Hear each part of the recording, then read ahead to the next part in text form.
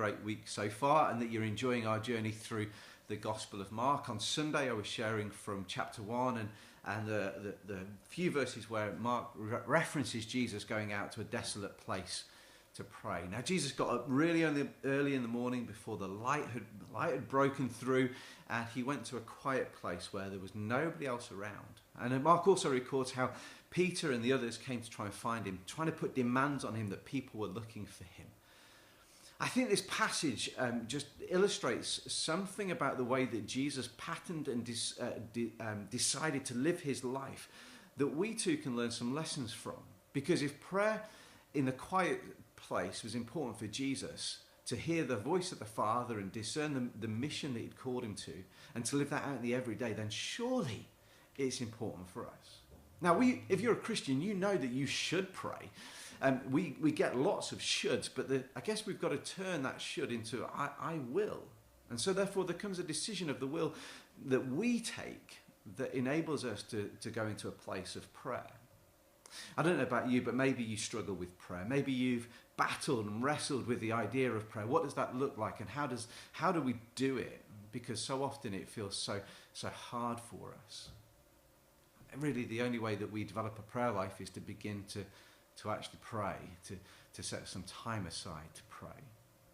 But why? You see, I think Jesus demonstrates something for us in the way that he prays, is that he prayed in order that he might align his day with the Father's strategy. Now, I think so often our lives get crowded by other things that we lose sight of what's really important, and we get all the urgent demands of our time, and that we miss out on fulfilling the Father's strategy for us. And so maybe one of the things that you might need to do, just like I have had to do, is to align my diary in such a way that enables me to prioritize places of prayer to hear the Father's strategy. Because our diary reveals what our priorities are. And so maybe you need to insert in your diary early in the morning, whenever it seems like the best time that you can connect with God, a point where you set aside to hear the Father's strategy. Because I think that God wants us to live out of a place of understanding our identity in him, which again comes through a place of prayer, but also the mission that he's called us to do.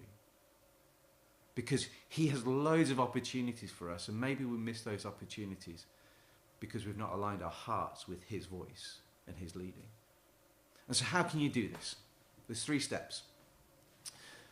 You need to make a decision.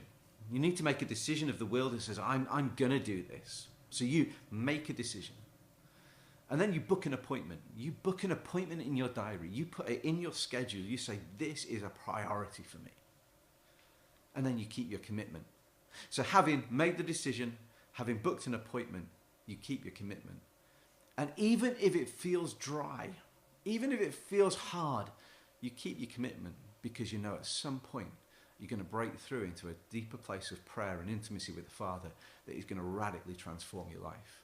And so Jesus, right in the early stages of his ministry, is patterning a way of life for us that enables us to live in light of what the Father says about us and what he calls us to do in the world in which we live.